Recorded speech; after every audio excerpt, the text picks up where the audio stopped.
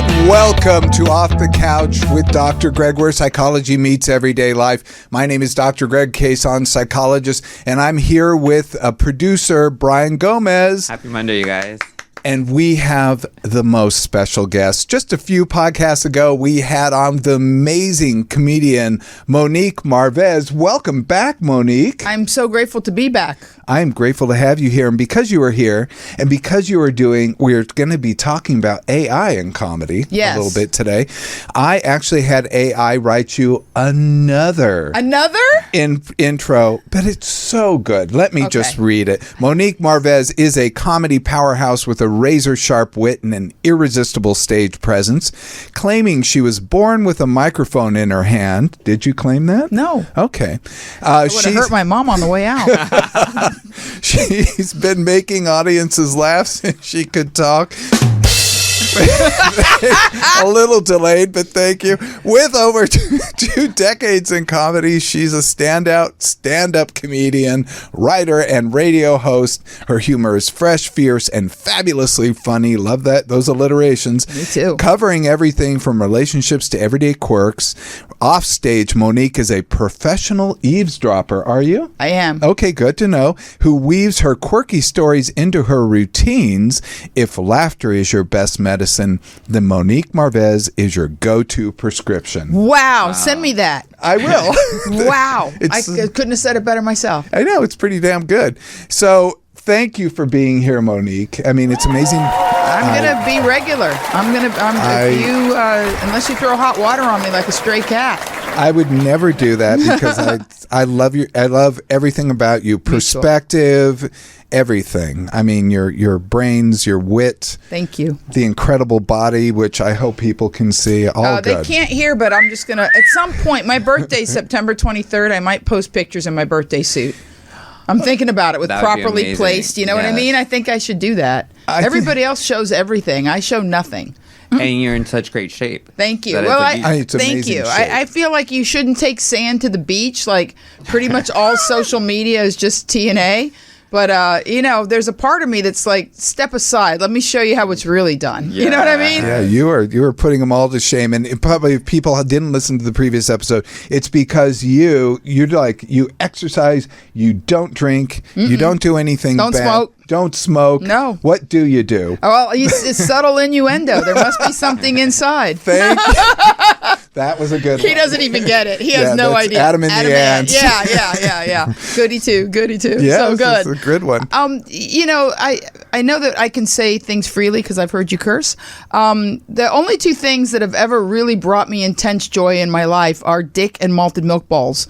So I wish these were jokes, but I don't like to waste time, calories, effort, money on things that don't. If they made me happy, I would do them, and I judge no one. They just don't. So I keep it hemmed in until one of those two things properly crosses my path. Well, we have a lot in common because I love malted milk balls. Yes, I suspected as much. One of my favorite candies of all time. And we are both Libras. I was born September 30th. So, a week after. We should have a party in the middle. Yeah, we'll have a middle party. We have to do it. So let's talk about what we're going to talk about this week in psychology. I'm there.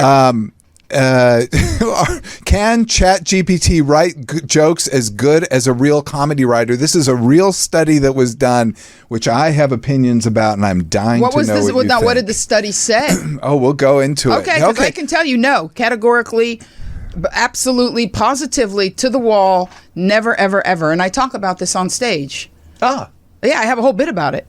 Well, we'll go into the bit because let me propose the study and we'll kind of go into Please. This is, I think you're right on to what I was thinking. Can ChatGPT write goods? This was a study done by USC. I apologize, Bruins. Expensive I'm a school. Bruin. USC, University of Spoiled Children, psychology, a doctoral student. I have great respect for their psychology department. It's very good. But I'm a big fan of doctoral dissertations. Some of my friends went to USC. Yeah, some of my best friends. Some of my best friends. Exactly. Yeah. And this was published in the online journal PLOS ONE. So let's talk about how this was done. So I want to first go through This is how research is done, and this research was done in kind of a convenient way that I think in the end hurts the research. So they recruited 123 random people from this online research portal called Cloud Research. Lonely people. 41% female. So no life. Yeah, there you go. They were given 9 prompts, and they were given the instruction, please use your own imagination to create a humorous Keep going. Sorry. I'm so sorry. Not professional or amateur comedian, even amateur comedians. This was my beef. I'm like, the first thing I read. So when I read the headline and I heard it in the news, I saw it on Stephen Colbert, I saw it on some other I'm hearing this about ChatGPT, and I'm like, no, I got to see this study. I had to dig for the study. I found the study. Mm-hmm. And like the one that says cholesterol's not that bad for you. Keep going. Yes. But the way the study's done tells us everything. So don't believe everything you hear when it comes to research. I hear when it comes to research. So virtual, they gave they gave this virtual task that so people could cheat. If you put them in a room and put a piece of paper in front of them, then you have to get their honest answer. But the fact that you say, do this in research, they could ask hey, what do you think this is? Or what do you think that is? Or I'm going to take half an hour and think of the response for this. I stopped believing research when I was a very, very, very little girl. They had a research that was very big in the late 60s, early 70s, where strangers were allowed to electrocute people and you could see them. You remember that? But they could shock. You remember that? That is an extremely no. And but there was actual research showing about compassion in people and how they felt with connection, and also there was research done with cigarette smoking and aversion theory, which was also terrible. Very heinous and like you light a cigarette, right. It gets worse, and the person agreed to it.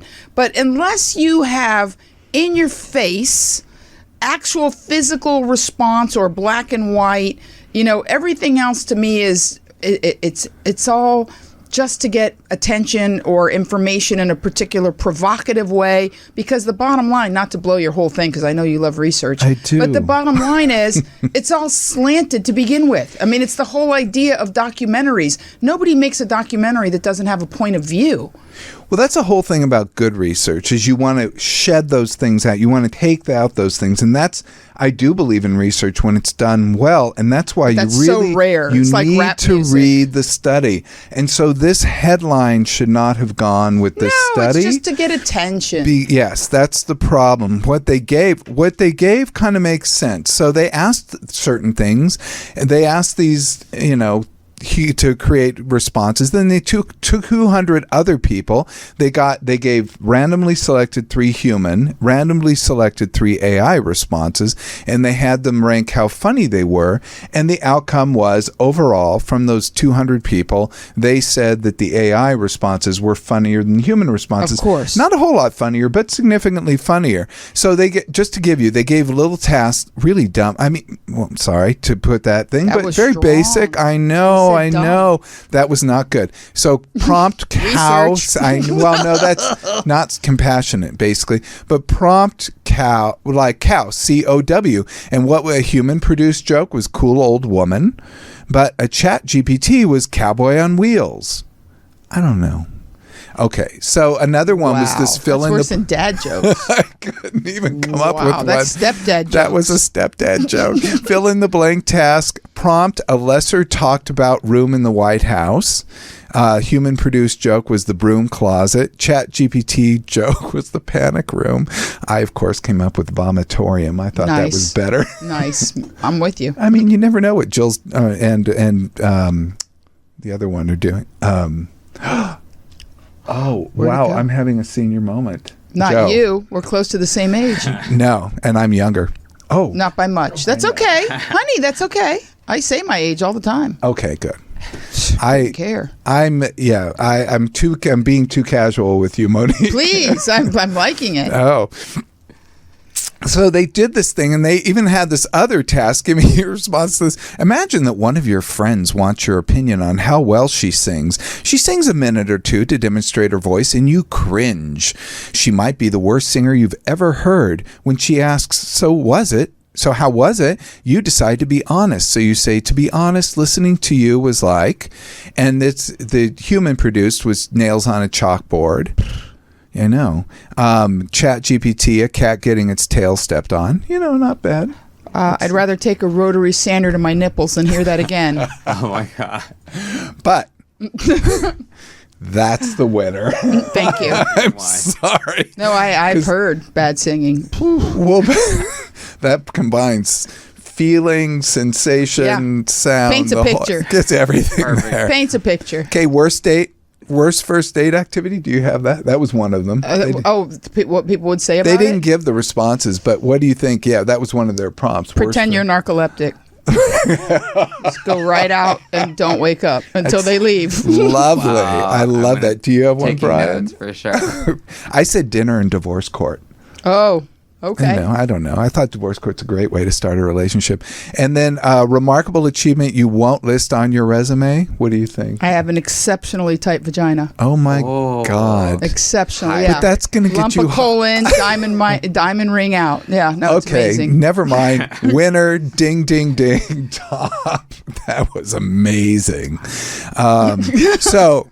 So anyway, they did that and the AI came out on top, but they were asking schmoes on the street. They weren't asking real comedians. No. So you can't make that thing. But then they decided to ask real comedy writers. So they did kind of another task, which again to me was... And who decides who's a real comedy writer? Did they go to like a writing room of a major sitcom? Did No, they talk to Bruce Vilanch? Who'd they talk to? No, that's what, perhaps that would have been amazing. But what they got was headlines on The Onion. I give it to The Onion. I worship it. I think it's the most amazing It's thing. got it going on. It's been, I've read it for years. I love it. Anyway, they did this. They said ChatGPT tasked with generating humorous satirical headlines in The Onion, in the style of The Onion, and they compared to actual published headlines in The Onion, and they asked people to compare those. So the ChatGPT said, local man discovers new emotion, still can't describe it properly. That was the ChatGPT one. And the Onion headline is, man locks down marriage proposal just as hair loss becomes noticeable. I'm sorry, I thought that was funnier. That's funnier. Way funnier. You see the picture. Way funnier. Like you literally look at a guy looking in the mirror going, today, I'm buying the ring today, So, and then let's go. I asked ChatGPT to do some for us too. Why? I don't know. I put, how many Brian Gomez's does it take to screw in a light bulb? Brian, just one. He'll probably make a hilarious podcast episode about it first. Very sweet. Oh, wow. Well, I like Monique's. How many Monique Marvez's does it take to screw in a light bulb? This shows you AI knows who we are. Uh-huh. Just one, she'll have the whole room laughing before she even gets to the ladder. Nice. Oh, no. It's sweet. It's not funny. Yeah, harmless. How many Dr. Greg's does it take to screw in a light bulb? Just one. He'll make sure the light bulb feels truly seen and heard before making any changes. Yours is the best one. That's amazing. It's weird how... Yeah, I like that. Thank you, Tony. I did one for you, Tony. I did. How many Tony Sweets does it take to screw in a light bulb? Just one, but he'll make sure it's perfectly lit for the best possible photo op. Thank you. So in the study, although not in the headline, the Onion headlines and ChatGPT got about equal, but Onion came out on top. Mm-hmm. And these aren't even the top comedians. No. So that's what really... They're not even comedians, really. They're just humor writers. Humorists. Yeah, they're humor. Yeah. And so it was interesting to do that study, but it really pulled up all the shortages of comedy because they weren't really testing actual professional comedians who really do make you laugh. But it's, to me, there's even more. Oh, there's always more. Because it's not, to me, I'm sorry, Why? Monique.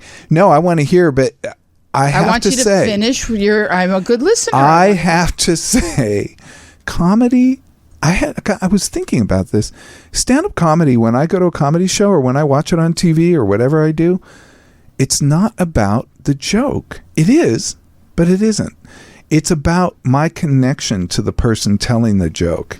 It's my relationship with the person on the stage. Like when I first saw you, I felt like I love her. It wasn't I love every, nuance, how she constructs the jokes, what she says, etc. I was like, boom. I love what she's saying. I love her attitude. I think she's so funny.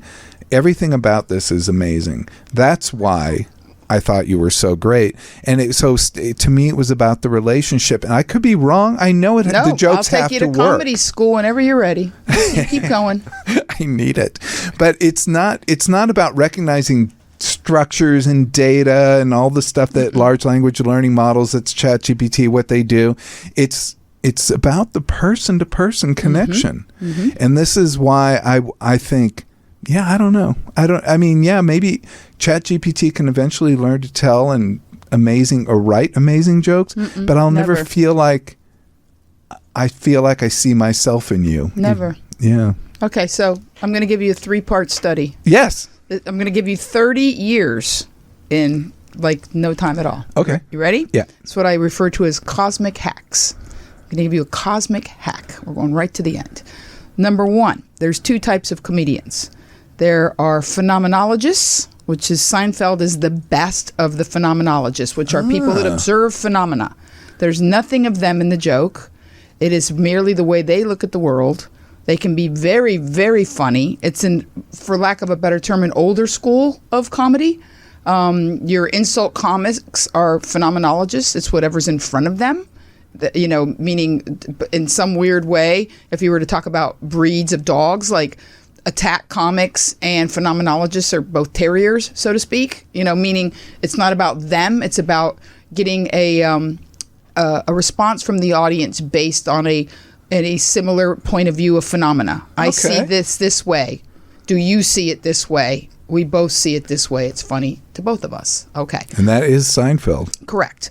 The second school of comedians are the people where comedy is a defense mechanism. It's born of intelligence and the ability to deflect challenging situations. And that's when you hear, I believe it's a Woody Allen quote. You listen to the quote and not to the person who said it. Comedy is tragedy plus time. Oh, yeah. So I believe that's been credited to Woody Allen. And those are the people like, Robin Williams, Richard Pryor, George Carlin, the people that comedy is so their brilliant. Armor. It's their protection. It's their defense mechanism. So those are the 2 basic schools of comedians. We can break it down, but I'm giving you super Reader's Digest. So of the non-phenomenologists, of the, let's just call it the feelers, the people that want to evoke a feeling in you, those people, it comes down to and you're a doctor, the unconscious. So comedy, I say this in my act all the time, comedy is intimate. If you share a joke with a friend, what is more intimate than being able to say one word? Like my girlfriend Deborah, I just have to say clogs. And it reminds us of a guy I dated once put on a pair of clogs trying to be cool, and he looked beyond, we were literally our noses were running from laughing at Fleschner's feet. We could not stop laughing. So all these years later, if I just look at Deborah and say clogs, we're on the floor. When you have that friend where you're like, don't look at me, you put your because comedy is intimate. And what the world is really searching for is not sex. Sex is amazing, but it's intimacy. Yeah. I have deep, intimate connections with several men. I have a gay husband I joke about in Florida who says all the time, if I was ever going to be with a woman, and I know it's because we have an intensely intimate relationship. We share jokes. We're close. We've traveled together. We've slept in the same bed. We adore each other. And intimacy is what makes the world go round. Sex is a byproduct of intimacy. But the thing that people really crave is connection and closeness. Yes. So when you can do comedy, which is why playing at the Comedy Cellar, which is the size of this lobby in New York, is the Notre Dame of comedy, is the Comedy Cellar. Playing in a closet with a microphone, to me, is far more fun. I've done big arenas. I've never done Sebastian Maniscalco size arenas. But when you play very, very large venues, something is lost in the secret sauce of comedy. It's not it's a performance. It's funny, but it doesn't feel like a comedy show in a small, comedy started as it is now in the Village, Lenny Bruce, little rooms, people snapping their fingers and checkered tablecloths and tiny candles. It was intimate. It was a date. It was wordplay. It was a perspective. So people like yourself that have never met me send me messages and are like, oh my God, you're so hot, you're hilarious. Well, part of it is because when a man sees a woman that provokes him, it comes from a lower chakra place. Do they really love me and want to have sex with me? Probably not. But the way I make them feel, that's how men respond. And what used to mess me up when I was younger was that I couldn't separate Monique in lowercase from Monique in capitals. When people liked her, Monique in capitals, I didn't know how to separate. Now I know how to very clearly separate and follow sort of the connection and the friendship and the intimacy. But I learned a long time ago that very frequently what men are responding to is Monique in capitals and not Monique in lowercase. They don't know Monique in lowercase. And I just use that as a way to separate. I'm not a terribly different person. No, I get it, though. I get it, because you have to be, you can't be on all the time. No. But so when you're on, you're on. When I'm I'm on. But people are connecting with that by being on. It opens a door to the inside of you, and that they're able to connect with Correct. That. And it opens something in them. Yes. Which is more the provocation, which is why the word provocative is so underused and improperly used. To provoke another person to be themselves on another level. When you level up and you're free, it allows other people to level up and make comments towards you. The amount of times people have said, just like you did earlier, oh, I'm being too close or familiar, or pardon me, I don't usually talk this way. Pardon my French. Yeah. It's absolutely the gift, and many of your listeners won't even know who I'm referring to, but the gift of a person like Mae West was that if you don't know, please go look this up. Maewest. She's the reason we have a motion pictures rating system. She is the reason they had to come up with a rating system. Yeah. But that being said, her gift was that every man thought they had a shot at her. Every man thought, like, what? If I met her and we had a drink, I bet she'd like me. Yeah. And I have a similar thing. I get guys, hey, I'm a manager at Home Depot in Florida, and I just know that if you'd let me take you to dinner, I'm your guy. And I that's a real person. His name's Ernest Boyd, and I have actually gone out with him, not on a date, but we've hung out, and he's a lovely person. And I'm delighted that people feel comfortable enough to say those things to me. There would be something lost in what I'm doing if they didn't. No, I think actually it's quite profound that they do. It means they're really connecting with you. It means they're really That's what makes me happy. Yes. That's the real currency for me. And that to me was the entire thing missing from this study, was that, one, it was not but real professional comedians such as yourself. Right. I mean, and I think that'd be a challenge for that author to get. He's just a doctoral student. I know what he was doing. He was making it as simple and easy as he could. And it was an interesting study, but it missed, the headline missed the reality. We did it. Over a year ago, when this first started to explode, I was in a green room in Vegas at the Comedy Cellar with 4 of the funniest human beings you've ever seen in your life. Yeah. And they actually did the same thing. They're like, write a joke in the voice of Mark Cohen. Well, Mark Cohen was the host of Make Me Laugh. He is the funny, I can't tell you how funny this man is. When there's somebody on stage before me, he gets me every time because it's the delivery. I know the joke. Yeah. I'll say, I know I'm next, so I'll say, Mark, how much time has he got left? And Mark goes, in the business? Okay, you see that response? Yeah. Every time. There's just something about the way he says it.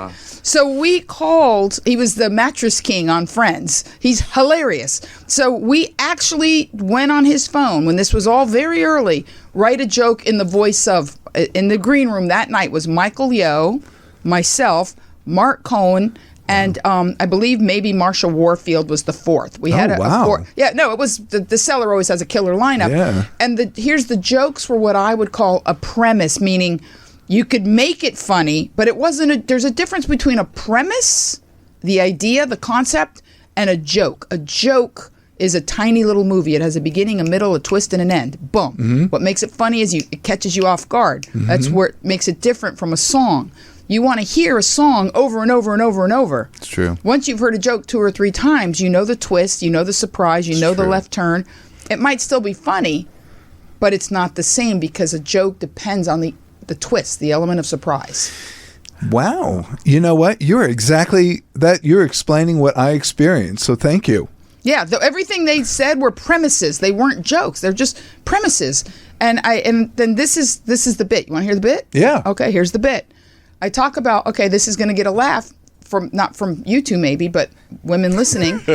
This is not even a joke. It's not even a setup. It's a random, what we call just a throwaway, where I'll say, now that my mother likes me, and the audience laughs because so many, especially women and women of a certain age, that mother-daughter thing, men right? Too, men too. Yeah, I go, now that my mother likes me, I said, she's concerned, and she calls me and she goes, Mia, I'm very worried. Why? Because AI is coming. I said, and my mother says it like it's in a van with a bubble window wearing a ski mask. Like AI is just careening down the street headed to her house, I go, so mommy, why do you care? Why do you care? Well, because now it can write jokes and they can make a fake special of you, and they did it with George Carlin, and they're gonna take your job. AI is gonna take your job. We're like, well, AI is not the New Mexicans. And again, I said, and here's what you need to know, and this is what addresses the audience. I go, this is how we win as human beings. Number one, if you are something's creator, by definition, you are its greater. You will always be its greater if you are its creator. That's number one. Very nice. Sounds pretty basic, right? Yeah. Number two, here's how we win as humans. AI is ambivalent. It doesn't feel pain. It doesn't feel joy. Mm-hmm. It doesn't have skin in the game. There is no investment. I say, so AI is never going to fall in love with its best friend's wife and write Layla. AI is never going to be in a workhouse in London and become Charlie Chaplin. Oh. AI is never going to lose its mom and write Harry Potter. Oh, wow. The genius of humans is the challenge. That's the genius of the human genome that can never be duplicated by a sentient machine, is that the machine will never feel pain. It will never feel loss. It will never suffer. So I said, as long as we suffer, as we get our hearts broken and we cry and we get the crabs, we're good. We win. And I believe that with all of my heart and soul. And I've never lost a second's sleep since this whole thing started. And everybody's like, oh my God, AI this or machine learning that, or, like whatever. Well, I think this study proves it in many ways. It proves exactly the opposite of what the title is. And I think what you're making are such important points. Did you see the Matrix series by any chance? You're kidding, right? You're kidding. Because they dealt with this in kind of an interesting way. I think maybe in the second or third. My darling, I close all of my shows when I'm on a big cruise ship. This is how, if I may, if you'll indulge me. And it's beautiful because it's multi-generational. The kids love The Matrix as much as we do. Yeah. I'll say, I believe The Matrix was a documentary. And then I get a huge applause break. Yeah. And then I say, I don't believe that we are cameras taking in the world. I believe that we are projectors creating our own world. And one of the reasons I love performing on cruise ships is because it doubles down on the non-randomness. You picked this. You paid for it. You planned. You waited. You packed. And now I am woven into your memories forever. And it's such a privilege and an honor to have been part of your holiday. And, thank you, blah, blah, blah, whatever. And depends on the audience. I don't, as you know, have a canned, whatever I'm doing, I go with the flow. But when I go into sort of my Matrix bit, it's about to open people's eyes to the possibility that not only is the world a divine hologram, but it's a hologram of your making. And I believe that with every fiber of my being, which is why people think I'm bananas, because when they say, how are you? And I go, never better. They're like, never better. I'm like, no, never better. And sometimes I'll have a couple of people ask me, how can that be? And I'll say, because I'm getting better at the game. Every day I'm better at creating exactly my movie. Slow-mo. My movie gets better every day. Every day, I'm better at making a better movie. Oh, that's beautiful. Our life is kind of like our own little script. 100 million%. Yeah, I like that. Yeah, it's your movie. If you don't like your movie, get rid of the extras. Fire the leading man or lady. It's your movie. You're the only person at the beginning of the credits. At the end, it's going to be produced by, directed by, and it's your name. And if it's not your movie, that's on you. Dang. I love that. Thank you. That's how I live every single day.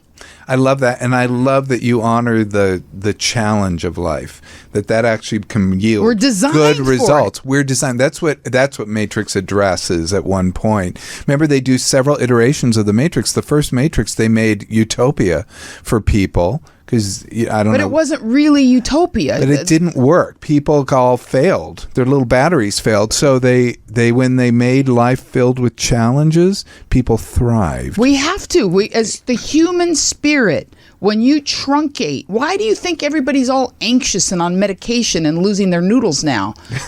Guess what? When you had to go plow the back 40, losing your noodle was a luxury. The leisure time and the inability to find good, satisfying ways to fill it are the reason everybody's a rolling dumpster fire. Well, plus I think we have another problem in our society, which I think in many ways we've improved dramatically. When you really look at so many indicators, we've improved so dramatically. But what one thing people do today that's really kind of shocking to me is they catastrophize and they have hyperbole, trying to make this the worst. Everything's happens extreme, all the time. And it's not the case. There was a woman. I was watching some random thing on the economy because I'm always interested in weird things. So I was watching some random thing on the economy, and the guy was just railing on it, and I'm like, wait a minute, this doesn't seem right. And then some woman in the comments said that inflation's at the highest rate it's ever been in the history. Close. And I wrote to her, well, then you must not be very old, because in the 70s it was like more than twice the top, and then now it's 2.97% holding over the past 12 months, and the highest was back in the 1700s in the United States. Greg, I have people come up to me, pardon to cut you off, but even politics. When people walk up to me and they go, can you believe, on either side, on either side, because I don't reveal too much. When people say, can you believe, I go, before you finish the sentence, yes, I can. Next question. Whatever they did. Somebody strangled puppies? Perfect. I believe it. Perfect. That's my answer. Yes, I can. Yes, I can. Next question. Perfect. Because the bottom line is, even I actually coined the term TAD, Trump anxiety disorder. In 2016, so many of my friends were losing their minds. I mean for reals. And they'd be like, this is the worst time to be an American. They were going crazy. I go, okay, just like you. I don't know when you were born. I'm going to guess Civil War, way worse. Call me crazy. Way worse. Yeah, way worse. I think chaining other human beings, bad. You know what I mean? Like, so bad. But yeah, this is the thing. It's like we mix up, because there's reason to have anxiety or maybe concern, and very real concern, but to not catastrophize. And catastrophizing, it makes it so dramatic. Or there's another word, awfulizing, because it's what sells. It's what sells. When we can make it the extremes, that's what sells. So even if we think people are all flowers and good, and people have stuff, people have crap, there's stuff going on with everyone. If I could show you my knee, Well, whenever you want to turn this into the micro and talk about specifics, I'm happy to share, because I literally am living a Dickensian time in my life, meaning it was the best of times, it was the worst of times. Yeah. I've got a tale of two cities going on. In your body, you mean? In my life. Oh, in your life. In my life. And you know me, I don't care. But here's the upshot is, because of my movie, my career, this clip is continuing to gain 100,000 views about every 36 to 48 hours. So since last time I was here, I don't even remember the number last time, but I'm almost at 23 million. And Dry Bar, seeing how well that clip did, cut 3 more clips that are climbing. One hit 3 million within a week. So now there's 3 more little ones climbing quickly. So my life has changed dramatically. I'm not seeking work. I'm going through emails and filtering and deciding who to respond to, and that's great. Whatever town they're in. Tecumseh, Michigan, I'm going there next year. But the upshot is that my movie is amazing. But within the movie, the runner, as they say, you've got the A story, the B story, and the runner, is that I have a remaining brother. I had 2, one passed. I have a remaining brother. We have a large age difference, 6 years, which is pretty big. Yeah. And his life is a reflection of his choices. And it's very, very challenging. And as a sister and a person who loves my sibling, how do I say, like, I'm sorry that this happened, currently, and I'm just being honest, and I'm sure people can relate to this. My life is amazing, but my brother's sleeping on an air mattress in my living room, fighting, divorce, custody, battle royales, and I overhear it. Mm-hmm.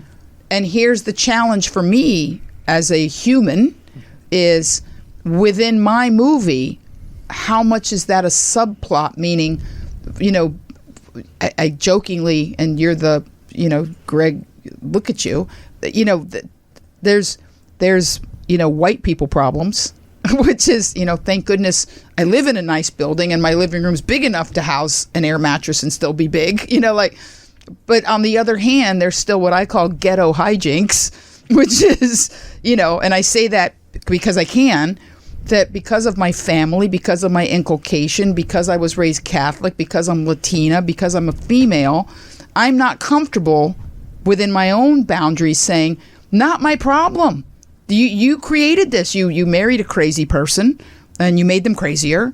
And, there's a fine line as humans when people talk about boundaries. It's a great word. I know. But we have to set them. It's not practical. Based on our own moral compass. That's right. Of what, Thank you. What we feel comfortable. Do what I want my apartment completely back? Absolutely. Would I feel good about myself if I didn't give my brother shelter and respite, at least during the worst part of the storm? No, I would not. Yeah. It's an answer. No, but I think you're hitting on something. It really is one of the things. I always say single people give the worst relationship advice. I'll stand by that. But I also stand by the fact that when somebody's talking to you about boundaries, they aren't affected by the issue. Because when you're in the middle of it, mm-hmm. you see the nuance. And I understand. And it will tax you, and it's a difficult tremendously. Thing. But your compassion and love for him is outweighing your personal comfort at the moment. And so this is, I know it's a struggle. But it's a weigh and measure. It's an hour by hour. It's not even a whole. Right. You know what I mean? It's not. It's a very interesting process of figuring out. I tell people, well, I'll help people as long as it's not to my detriment. But then you have to even define what's detriment. What's the discomfort? Like, he likes the TV on and I like silent. Like, what is the detriment? So it's really when you're living and you pull things into your movie, you also have to ask yourself, and this goes back to our original premise, which is perhaps the challenge. Everything, I believe, is an answer to a prayer. So what am I learning? What am I stretching? Where is my opportunity for growth by allowing my brother to find shelter and respite at my house until he knows what his next moves are going to be? It's not all about me in a narcissistic way, but within my movie, why is this a plot twist? Yeah, good question to ask. Yeah, why is it not, clear sailing that everything is champagne corks and, where am I going next? No, for me, I always say for a reason this is happening. Absolutely. Whatever, it may suck, and that's what you have to go through in life, but it's like for a reason. I even sometimes think maybe there's no reason, but this is just what it is. So I embrace it. Fair enough. Lean in. I just embrace it. It's not going away. We only have a few minutes. Did you want to call into your podcast? Does it go that fast? Oh, my goodness. As you're calling in, I'm going to talk for a second because we had a mutual person of ours, a very mutual person we're both fans of. Bob Newhart died. He's the soft-spoken everyman comedian who became a comedy star. Let me go over Bob Newhart for just a second. You go over that because we're doing it live together. Hey. Hi, guys. I'm on with Dr. Greg again and Brian, and we're discussing Bob Newhart because we both loved Bob Newhart. Hi, Bob. Yeah, so let's talk about Bob Newhart. Mr. Newhart wasn't merely unknown a few months before his emergence as a full-fledged star. He was a rocket to fame. He was barely in the business. He had aspirations. In 1959, he made some comic tapes to amuse himself with another guy. This is what cracked me up. Who was the other guy? Do we know? He was an accountant. Oh, they were both accountants. The other guy whose name I did write down but forgot. No worries. And caught the ear of an executive at Warner Brothers, and they made this album, which was, when it was so rushed too, they got together like a comedy club in Texas, rushed him down there and put him on the stage. It became the movie, the record, The Button-Down Mind of Bob Newhart. It rocketed to the charts. It went number one. It won 1961 Best Grammy, Top Prize Album of the Year, and 2 other Grammys, Best New Artist and Best Spoken Word Comedy Performance. And Playboy magazine hailed him the best new comedian of the decade, to which he replied, well, there's still 9 more years left. He rocketed to television success too. He had a couple of, like fudging around on TV, but always good. But then he came on the Bob Newhart Show, the celebrated sitcom where he played a befuddled psychologist. But this is where I walk in. I worship that show. I think I will give him credit because that's where I first found out what a psychologist was. I realized I wanted to be a psychologist. I looked at Bob Newhart's door and he had psychologist written.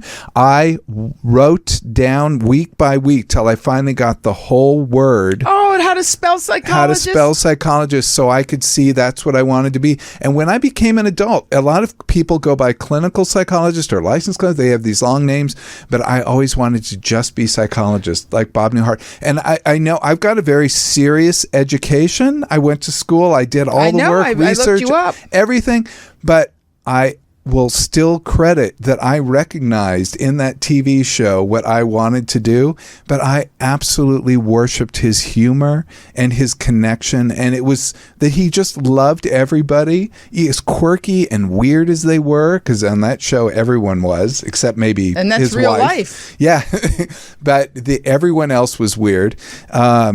And it was just the most amazing thing. He also followed up with another series almost immediately. 4 years later, he did the show Newhart. That was where he played a Vermont innkeeper. Yep. And he also did some guest appearances on Big Bang Theory, and was he won something for that too, and won an Emmy there. What was so interesting too about Bob Newhart is that in the final show of Newhart is that he at the very last scene surprised everyone because the Vermont innkeeper, the finale ended with the scene on his bed with Emily from the original show, the Bob Newhart show. Suzanne Plachette. And it turned out the entire series, I'm getting goosebumps, the entire series was a dream that Bob Newhart, the psychologist, had. Which is genius. Which goes back to talking about the Matrix. Life is a dream. It is a dream within a dream. And I always tell people, and I'll leave you guys with this, I always tell people, if perchance I'm an old Jewish man that's been in a car wreck and I'm in a coma at Mount Sinai Hospital on Miami Beach, don't wake me up. I am enjoying this so much better than whatever my life was when I was on my way for bagels and lox at Rascal House and somebody T-boned me. Like, don't wake me up. This is so much better. I am so enjoying this. I love being on with Dr. Greg, and as you know, I'll post the podcast after the fact so you guys can watch it. Until tomorrow from San Francisco, love hard, forgive harder, and get as happy as you can, as fast as you can. Bye, guys. Bye, guys. Oh, yeah. I love that. So what a nice audience you have. So they're amazing. He said, Bob Newhart, I just want to leave with, and this I just thought was great. He told an AARP, that's a retired people group. I okay, I just want to let you know. AART not intimately, Brian. You don't know it intimately, Brian. No. In 2007, he said, I call the alternative Sunset Boulevard. Let's see if you get this. I call the alternative Sunset Boulevard, the movie, sitting in a darkened room and having Eric von Stroheim come in and ask me what episode Newhart I want to see today.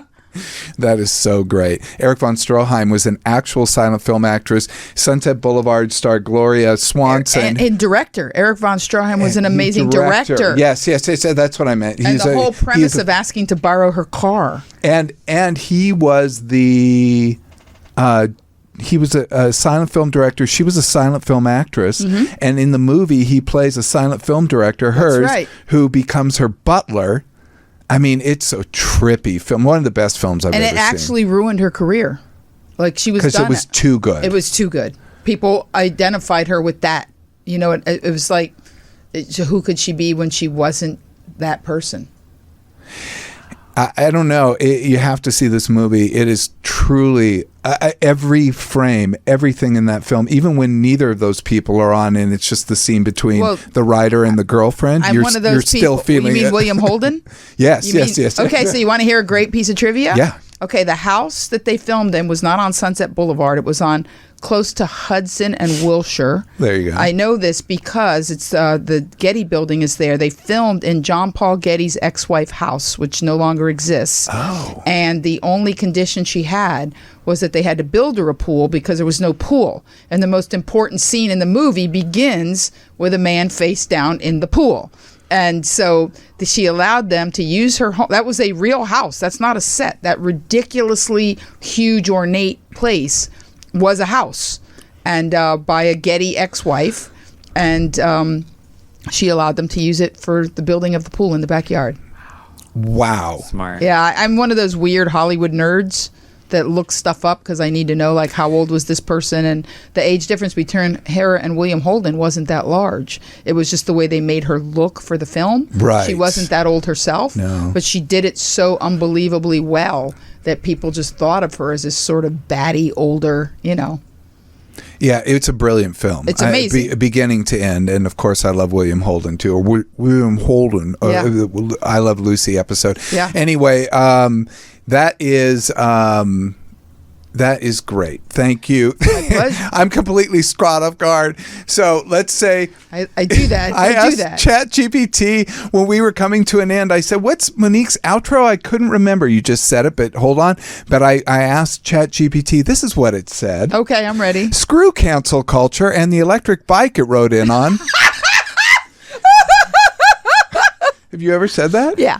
Oh, okay. It said which consistently gets the biggest and hardest laughs from our audience. It does. It gets a big laugh because people don't like the idea of censorship in any form on either side of the aisle or spectrum. It's very funny because I really wanted to talk about cancel culture. I'll be back in 4 weeks. And, write it down. And it was the funniest thing to me that hilarious. We could not get like traction to have a psychologist talk about cancel culture because people just were like dug in about it. They either want to be super pro cancel culture or super anti. And I think I'm anti, neither. but not for the reason that pro cancel culture people. No, I trust me. Yeah. We'll take we notes, talk. Brian. When we come back, when I'm back, if you'll have me back, we'll. You're coming back. Thank you. Good deal. But if people remember, please like, subscribe, give us 5 stars. Go to my YouTube page for Monique's connection to her website. Thank you. Also, if you're on the video, it's under her name. And also, we have the other link to the study. Any questions or topics, hit us up. This is Dr. Brian, incomparable Monique Marvez, bidding Thank you. farewell. Monique, let's do your outro. Love hard, forgive harder, and get as happy as you can, as fast as you can. That's it. All right. Thank you.